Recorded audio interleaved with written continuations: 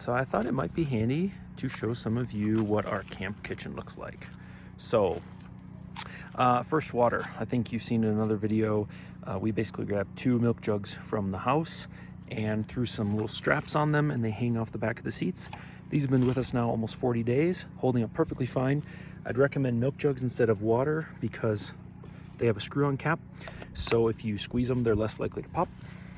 And then we have 1.5 smart water that sits next to the tent, so we have enough water for coffee in the morning, and I take that with me on the hikes.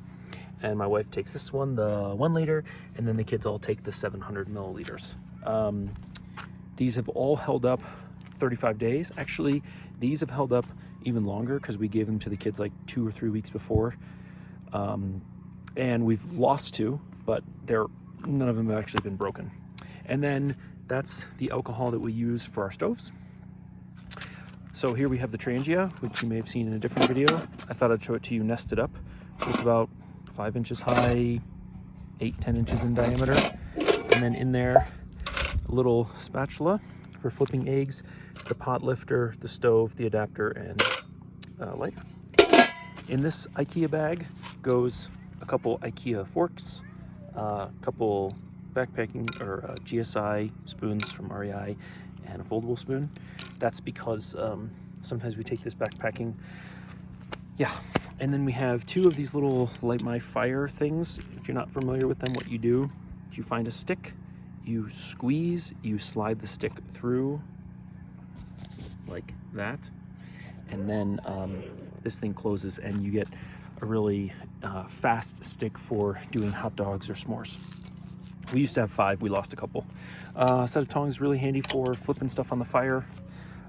Sturdy butter knife, a paring knife, melon baller, and vegetable peeler, and a little wooden, what do you call that? Cutting board. This is something we added new, which is pretty cool. Fossils Snapfold X Bowl. So basically, this thing snaps together like so. And one of the things my wife and I really like to do is get these big bag salads. And it's a pain in the butt bringing a huge bowl. So you can see the size on that. It's pretty big. It's good enough for one of those big bag salads.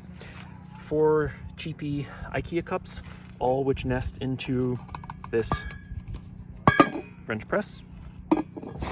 And we basically brought 5 so that all 3 kids could have hot chocolate. 1 coffee would go in there, and the other coffee would go in the lid that goes on the thermos. Then, where'd you get these from? Aldi? Yeah, I think Walmart. So Walmart and Aldi have these little plastic, kind of semi-disposable trays. They have lids, and my wife has found those really helpful for like packing 3 little meals up and then handing them to the kids in the back, rather than just like handing them a sandwich. Or so she'll throw peppers and cucumbers and veggies in there and then hand it back. 1 small little Tupperware for the packets of coffee that we use. I would really recommend buying some little bags like this and measuring out roughly the amount of coffee you want. It's so much nicer than having to bring around the big bag with you everywhere. Just grab a bag, you're ready to go. And then first thing in the morning, so we don't have to go to the cooler, we use a couple of these in the first cup of coffee for the morning. We forgot a sponge, so we bought one at IKEA, and at the moment they have them in the shape of a horse. Sorry, I just had a mosquito and I used my hand as a reflex to kill it. Then we have Stanley thermos. This is 20 ounces. I think this is a great size. Basically, with this, we make 2 cups of coffee that we drink in the morning. The rest goes in the thermos with enough room for cream. It's perfect. And then this is what you may have seen in another video as well. Trail Designs cone and Evernew 0.9 milliliter or 0.9 liter pot and stove. If I were doing this again, I would buy the 1.3 liter because I have to do like 900 milliliters and then another 400 in order to fill that up. So I would have the bigger one, but I bought this years ago for a different purpose. So yeah, that's the camp kitchen. We try and bring as little as possible. We talked at length about exactly what we were going to bring, how many, and that's probably the backpacker in us that doesn't like to bring more than you need. And one thing to remember is, like, every single one of these things you bring, it's going to get dirty. You got to wash it. And so it's really no fun having like duplicates and triplicates of things and getting them filthy and then grabbing your second version and your third version, because then you just have to wash them all. It's much easier to just keep it simple, as minimalistic as possible. At least that's what we think. And yeah, that's everything aside from coolers that we brought from what you would call the kitchen perspective. So maybe that gives you some good ideas. Maybe it doesn't. Either way, have a great day.